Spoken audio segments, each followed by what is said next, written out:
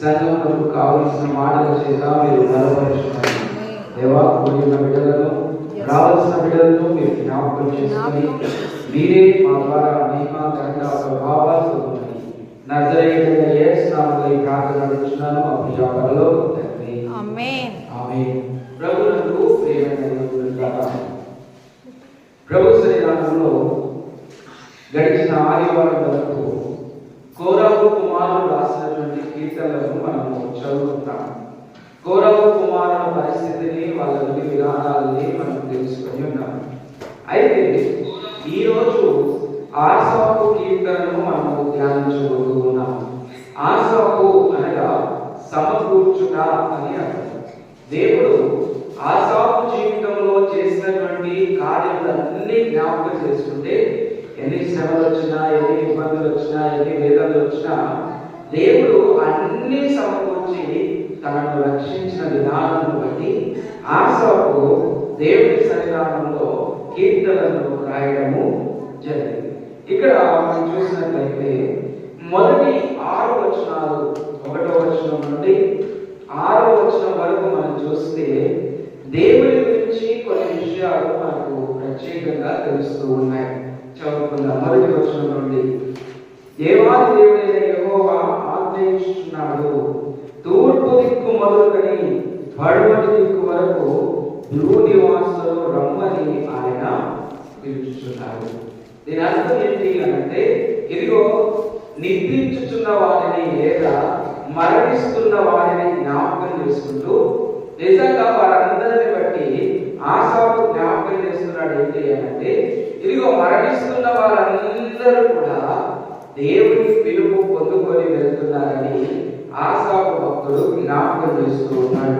తూర్పు దిక్కు మొదలుకొని పడమటి దిక్కు వరకు దేవుడు పిలుస్తూ ఉన్నాడు. నరులారా తిరిగి రండి అనే మాటను మనము కీర్తనలో చూస్తూ ఉంటాం. అదేవిధంగా 2వ వచనంలో, పరిపూర్ణ సౌందర్యముగా సియోనులో నుండి దేవుడు ప్రకాశించుచున్నాడు, మన దేవుడు వేచేయుచున్నాడు, ఆయన మౌనముగా ఉండడు, ఆయన ముందర అగ్ని మండుచున్నది, ఆయన చుట్టూ ప్రచండ వాయువు విసరుచున్నది, ఆయన తన ప్రజలకు న్యాయము తీర్చుటకై, దేవుడి ప్రజలకు న్యాయం తీర్చుటకై ఆయన తిరిగి వస్తున్నాడనే మాటను ఇక్కడ జ్ఞాపకం చేస్తూ ఉన్నాడు. సియోనులో నుండి ఆయన బయలుదేరుచున్నాడనే మాటలు జ్ఞాపకం చేస్తూ ఈ 5వ వచనంలో అంటున్నాడు, బలి అర్పణ చేత నాతో నిబంధన చేసుకొనిన నా భక్తులను నా యొద్దకు సమకూర్చుడని మీది ఆకాశమును భూమిని పిలుచుచున్నాడు. బలి అర్పణ చేత దేవుడు తన ప్రియులను లేక తన భక్తులను చేస్తున్నాడు, కనబరుచుకున్నాడు. ఎలా అంటే, యేసు క్రీస్తు ప్రభువారిని శిలువ మీద అర్పించేటువంటి అర్పణ చేత ఇదిగో ప్రతి ఒక్కరిని దేవుడు తనకు భక్తులుగా చేసుకున్నాడు. ఆ భక్తుల గురించి జ్ఞాపకం చేసి ఏమంటున్నాడు అంటే, ఇదిగో చనిపోయిన ప్రతి ఒక్కరిని పైన ఆకాశంలో కానీ కింద భూమి మీద కానీ ఎక్కడున్నా సరే ప్రతి ఒక్కరు కూడా ఇదిగో నా దగ్గరికి సమకూర్చాలని ఆకాశానికి చెప్తూ ఉన్నాడు, భూమికి చెప్తూ ఉన్నాడు. 6వ వచనం, దేవుడు తానే న్యాయకర్త అయి ఉన్నాడు, ఆకాశము ఆయన నీతిని తెలియజేయుచున్నది. దేవుని బిడ్డలారా, 7వ వచనం నుండి 15వ వచనం వరకు మనం చూసినట్లయితే ఇక్కడ జ్ఞాపకం చేస్తుంది, దేవుడు తన ప్రజలతో మాట్లాడుతున్న సందర్భాన్ని మనం చూస్తూ ఉన్నాం. చూడండి ఏమని మాట్లాడుతున్నాడంటే, నా జనులారా నేను మాట్లాడవచ్చున్నాను, ఆలకించండి. దేవుడు మాట్లాడేది జాగ్రత్తగా వినండి అని జ్ఞాపకం చేస్తుంది. ఎందుకనంటే భూమి మీద మన ఆయుష్కాలము చాలా చిన్నది. నరులారా తిరిగి రండి అంటే ఉన్నది ఉన్నట్టుగా విడిచిపెట్టి మనం ఆయన దగ్గరికి వెళ్ళవలసిన వారు ఉన్నాం. మనం తూర్పులో ఉండు, పడమటిలో ఉండు, ఉత్తరంలో ఉండు, దక్షిణంలో ఉండు, ఎక్కడున్నా సరే ఒక్కసారి దేవుడు పిలిచారంటే ఆయనతో పాటు వెళ్ళిపోవాల్సిందే. అలాంటి పరిస్థితుల్లో ప్రజలారా, నా చెల్లారా, నేను మాట్లాడుతున్నాను కనుక నా మాట వినండి దేవుడు జ్ఞాపకం చేస్తూ ఉన్నాడు. అదేవిధంగా ప్రత్యేకంగా తాను ఎన్నుకున్నటువంటి ఉన్నటువంటి తన ప్రజలైన ఇశ్రాయేలుతో కూడా చెప్తున్నాడు, ఇశ్రాయేలు ఆలకింపుము, నేను దేవుడను, నీ దేవుడను, నేను నీ మీద సాక్ష్యము పలికెదను. దేవుడి పిల్లల మీద ఎవరో సాక్ష్యం ఇవ్వాల్సిన అవసరమో లేదు. దేవుడే స్వయంగా సాక్ష్యం చెప్తానని ఇక్కడ జ్ఞాపకం చేస్తూ ఉన్నాడు. 8వ వచనంలో నీ బలుల విషయమై నేను నిన్ను గర్దించలేదు, తరువాత నీ దహన బలులు నిత్యము నా ఎదుట కనబడుచున్నవి. చూడండి, మనం చేసే ప్రార్థనను బట్టి నువ్వు సరైన ప్రార్థన చేస్తున్నావు, సరైన ప్రార్థన చేయట్లేదని దేవుడు మనల్ని ఎప్పుడు గర్దించలేదు. మనకి వచ్చి రాని చేసే ఏ ప్రార్థన అయినా దేవుడు ఏం చేస్తున్నాడంటే నిత్యము అంగీకరిస్తున్నాడు. కొత్త నిబంధన గ్రంథంలో అంటాడు, ఇదిగో మనం ప్రార్థన చేయడం రాకపోతే ఆత్మ తానే మన పక్షమున ఉచ్చరింప సఖ్యము కానీ మూలుగులతో ప్రార్థిస్తుందని జ్ఞాపకం చేస్తూ ఉన్నాడు. అదే ఇక్కడ ఏమంటున్నాడంటే, ఇదిగో నీవు చేసే ప్రార్థనలు దాన బలులను నా ముందు కనబడుతున్నాయి, అవి ఎలా ఉన్నా వాటిని బట్టి నేను ఏం చేయలేదంటే గర్తించట్లేదు. కానీ నువ్వేమనుకుంటున్నావు? 9వ వచనం, నీ ఇంట నుండి కోడెనైనను మందలో నుండి పొట్టేలనైనను నేను తీసుకున్నాను. దేవుడి ఉద్దేశాన్ని స్పష్టంగా జ్ఞాపకం చేస్తున్నాడు. 10వ వచనం నుంచి, అడవి మృగములన్నీ, వేయి కొండల మీద పశువులన్నీ నావే కదా, కొండలలోని పక్షులన్నిటిని నేను ఎరుగుదును, పొలములలోని పశువాదులు నా వశమై ఉన్నది, లోకము దాని సంపూర్ణతయు నావే, నేను ఆకలి కొనినను నీతో చెప్పను. నేను నీకు చెప్పాల్సిన అవసరం నాకు లేదు. నువ్వేమనుకుంటున్నావు అంటే, దేవుడికి ఒక పొట్టేలు ఇస్తే, దేవుడికి ఒక దాహబలి ఇస్తే ఆయన నేను ఇచ్చేదాన్ని తీసుకుంటాడు అని మనం అనుకుంటూ ఉంటాం. కానీ దేవుడు అంటున్నాడు, నేను అది తీసుకోవట్లేదు. మరి ఏం చెప్తున్నాడు? 11వ వచనం, వృషభముల మాంసము నేను తింటున్నా, పొట్టేళ్ల రక్తము తాగుతున్నా.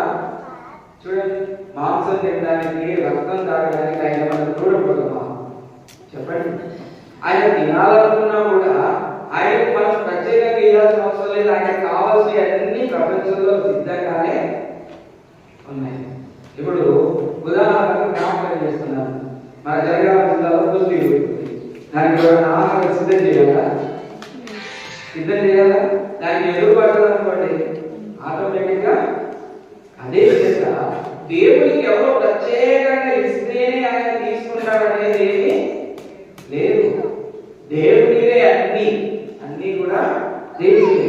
కాబట్టి మనం జ్ఞాపకం చేసుకోవాలి, అన్ని దేవుడు అయినప్పుడు ఈ భూమి మీద మన జీవితం చాలా చిన్నది, దేవుడికి ఇస్తే వెళ్ళిపోవాలన్నప్పుడు మనం జ్ఞాపకం చేసుకోవాల్సిన మాటలు ఇక్కడ తెలియపరుస్తూ ఉన్నాడు దేవుడు. చూడండి, 14వ వచనం, దేవునికి స్తుతియాగము చేయము, మహోన్నతునికి నీ మొక్కుబడులు చెల్లింపు. నిజంగా మనం జ్ఞాపకం చేసుకోవాలి, దేవుడికి స్తుతియాగం చేయాలి. రెండవది, దేవుడికి మొక్కుబడులు అనేది మనం ఉంటాయా? అసలు ఫస్ట్ ఒక మాట చెప్పండి, ఉంటాయా? ఉన్నట్టున్నారు బయలుదేరాడు. మనం ఆలోచన చేసుకోవాలి. మొక్కుబడులు అంటే ఇదిగో దేవుడి కోసం నేను ఇంత పని చేయాలి, దేవుడి కోసం నేను ఇవ్వాలి, దేవుడి కోసం నేను ఈ పని చేయాలి, ఆ పని చేయాలి, ఇది. కాబట్టి దేవుడు ఏమంటున్నాడంటే ఆయన కోసం జీవించాలి అని జ్ఞాపకం చేస్తున్నాడు.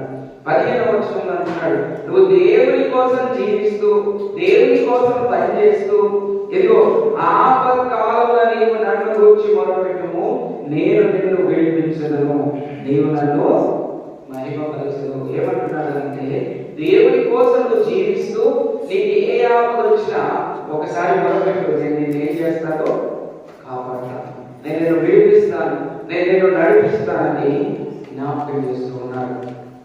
ఇక 16వ వచనం నుండి 23వ వచనం వరకు చూస్తే దేవుడు మాట్లాడుతున్నాడు, కానీ భక్తిహీనులతో మాట్లాడుతూ ఉన్నాడు. ఎలా ఉండాలి, ఎలా ఉండకూడదు అనే విషయాల్ని జ్ఞాపకం చేస్తూ ఉన్నాడు.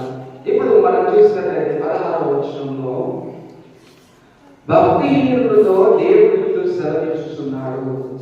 భక్తి లేని వారితో దేవుడు సెలవిస్తున్నాడు, చెప్తూ ఉన్నాడు. భక్తి లేని వారు ప్రార్థన చేస్తారా? చెప్పండి. భక్తి లేని వారు ప్రార్థన చేస్తారా? చేయరు. వాక్యం చదువుతారా? చదువు. ఒకవేళ చదివినా అది ఎవరికైనా చెప్పడానికి ఇష్టపడతారా?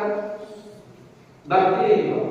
మరి అలాంటి భక్తి లేని వాళ్ళ గురించి దేవుడు ఏమని మాట్లాడుతున్నాడు మనం చూడాలి. చూసినట్లయితే ఇదిగో నా కట్టడలు వివరించుటకు నీకు ఏం పని? ఎవరికి పని? భక్తి లేని వాడు ఏం చేస్తున్నాడట?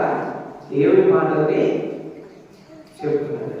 తర్వాత నా నిబంధన నీ నోట వచించడమేమి? నా నిబంధన ఎందుకు చెప్తున్నాను?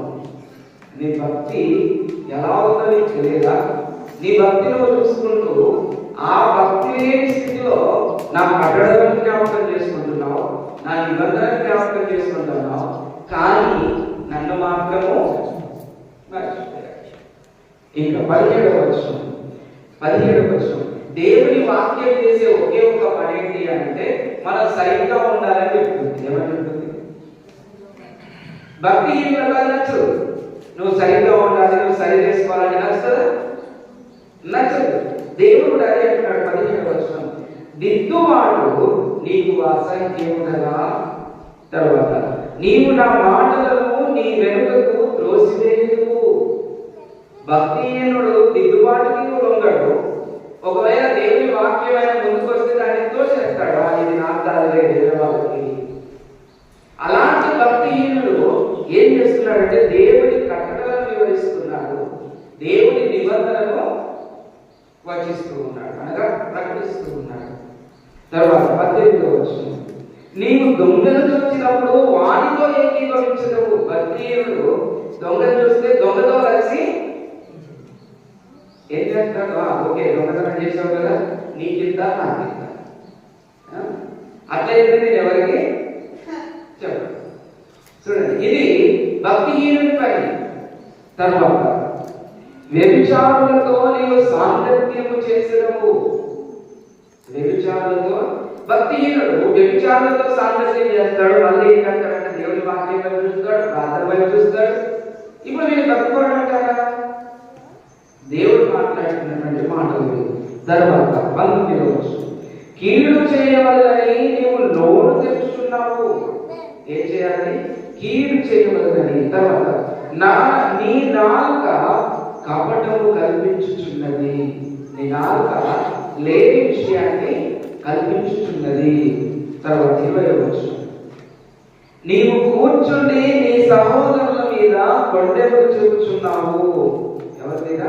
నీ సహోదరుల మీద కొండెములు, అనగా అపవాదులు చెబుతున్నావని జ్ఞాపకం చేస్తున్నాడు. చూడండి, కీర్తనల గ్రంథం 1వ అధ్యాయం ఒకసారి చూస్తే ఇక్కడ కూర్చునే వారి గురించి ఒక మాట అంటాడు. ఏమంటాడంటే అపహాస్యకులు కూర్చుండే చోట, ఈ అపహాస్యకులు కూర్చునే చోట కూర్చుంటే ఏమవుతుంది అంటే ఒక మాట పోయి ఇంకో మాట, ఇంకో మాట పోయి ఇంకో మాట, ఇది పెరుగుతుంది తప్ప.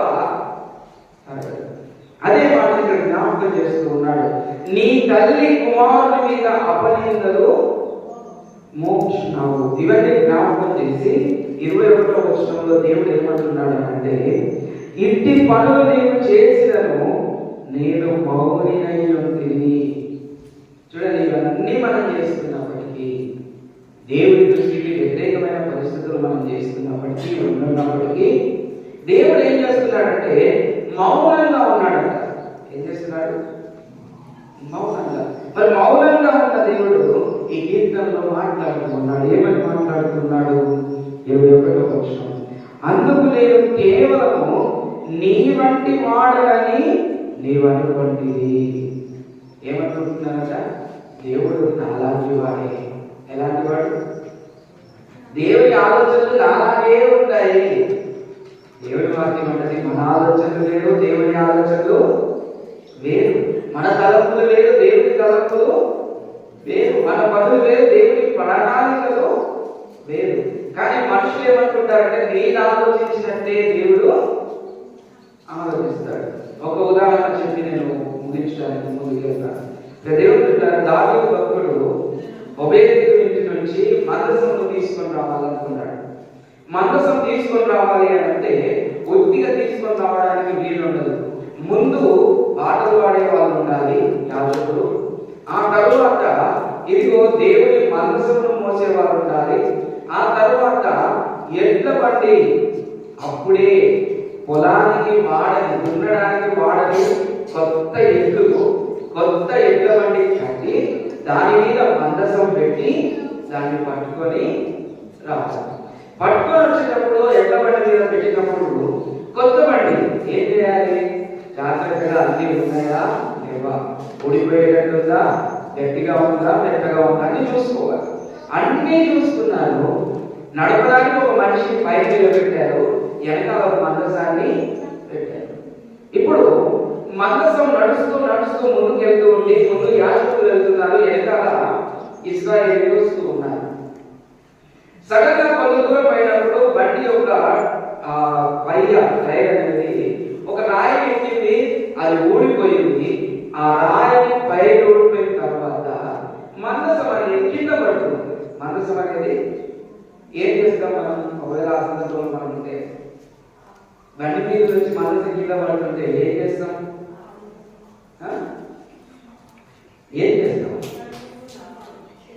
సాధారణంగా ఏ మనిషి అయినా ఒక వస్తువు కింద పడుతుందంటే ఫస్ట్ చేసే పని ఏంటంటే దాన్ని కింద పడకుండా జాగ్రత్తగా పట్టుకుంటాం, ఖచ్చితంగా పట్టుకుంటాం. ఇంకా అందులో దేవుని మందసం అంటే ఎంత విలువ ఉంటుంది చెప్పండి. కాబట్టి ఆ మందసాన్ని ఇట్లా పట్టుకోవడానికి చేయట్లేదు, అక్కడికక్కడే చనిపోయాడు. అది రైటా రాంగా చెప్పండి? రైటా రాంగా? పడిపోతున్న దాన్ని పట్టుకోవడము రైటా రాంగా? మన ఆలోచన ప్రకారము, మరి దేవుని ఆలోచన ప్రకారం ఎందుకు రాముడు? ఎందుకంటే అది పరిశుద్ధమైనది, అది దేవుని సొత్తు. దాన్ని ఎవరు ముట్టుకోవాలో వాళ్ళే ముట్టుకోవాలి, ఎవరు బట్టి వాళ్ళు ముట్టుకోవడానికి అంటే మనం అర్థం చేసుకోవాలి. మన ఆలోచన లేదు, దేవుని ఆలోచన లేదు. ఇప్పుడు కీర్తనకారుడు అంటున్నాడు ఇక్కడ, ఆశాభక్తుడు దేవుని మాటను తెలియపరుస్తున్నాడు. ప్రజలందరూ ఏమనుకుంటున్నారు అంటే, ఇదిగో ఏదైతే నేను ఉన్నానో మీలాంటి ఆలోచనలోనే నేను ఉన్నానని మీరు అనుకుంటున్నారు. మీ విధానాలను బట్టే నేను కూడా ఉన్నానని అనుకుంటున్నాను. అది అస్సలు కాదు. ఒక దినం రాబోతుంది, ఆకాశం నేను అప్పగిస్తుంది, భూమి నేను అప్పగిస్తుంది. ఆ రోజు నేను ఏం చేస్తానో తెలుసా? అయితే నీ కన్నుల యొక్క ఈ సంగతులను నేను వరుసగా ఉంచి నిన్ను గద్దిస్తాను. ఎప్పుడు గద్దిస్తాడు కదా? దేవుడు మౌనంగా ఉన్నాడని మనం మన పనులు చేసుకుంటూ పోతే నువ్వు చేసేది రైట్ రాంగ్ ఒక దినం దేవుడు ఏం చేస్తాడంటే గద్దిస్తాడు. దేవుడు గద్దిస్తే చిన్నగా ఉంటుంది, చాలా గట్టిగా ఉంటుంది. ఎలా ఉంటుంది? గట్టిగా ఉంటుంది.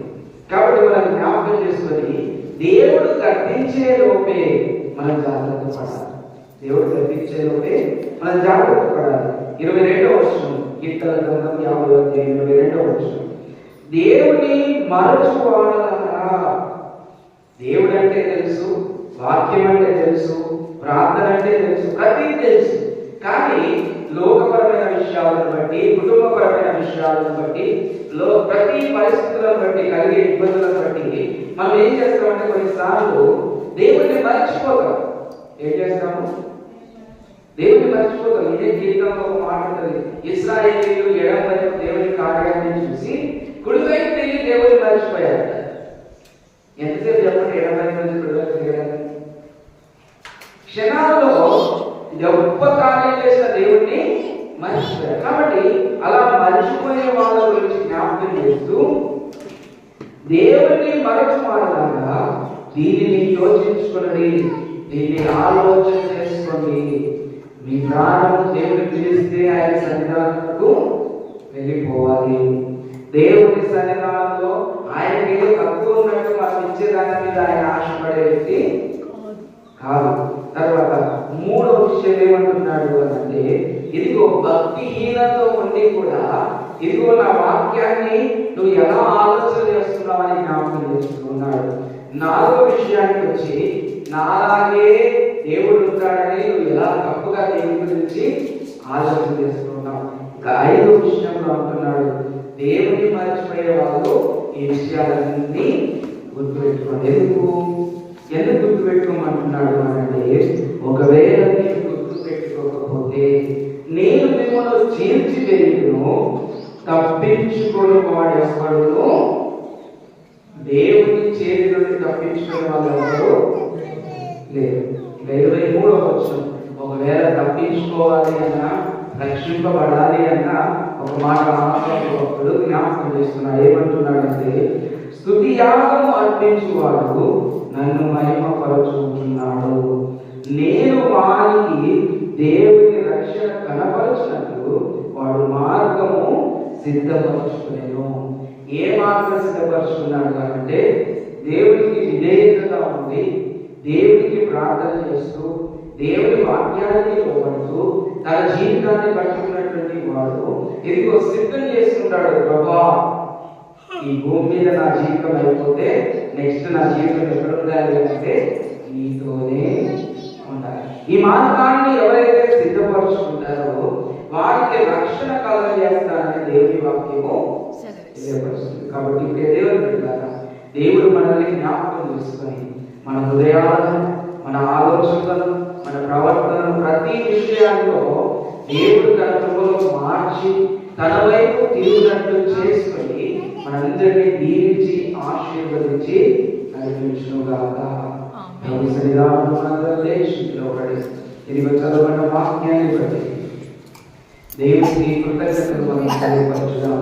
ఇదిగో దేవుడు ఎల్లప్పుడూ మనతో ఉన్నాడు, తన కృపలో మనల్ని బలపరుస్తూ ఉన్నాడు, మనందరినీ నడిపిస్తున్నాడు. కనుక దేవుని సన్నిధానంలో దేవునికి కృతజ్ఞతలు మనం చెల్లించుదాం. నిన్నటి దినం దేవుడు మనల్ని జ్ఞాపకం చేస్తున్నాడు. ఈ ఉదయకాలంలో దేవుడు మనల్ని జ్ఞాపకం చేస్తూ ఉన్నాడు. తన కృపలో మనకి మంచి అవకాశాన్ని ఇచ్చాడు. ఆయన ఆరాధించటకు, ఆయన గణపరచుటకు, దేవుని మహిమను ప్రకటించటకు దేవుడు మనకు అవకాశం ఇచ్చాడు. కనుక దేవుని సన్నిధానంలో మనందరం కూడా ప్రతి ఒక్కరూ దేవుని చూద్దాం, దేవుని వైపు ఆలోచన చేద్దాం. ప్రభువా, నీవున్నావు, నాకు తోడుగా ఉన్నావు,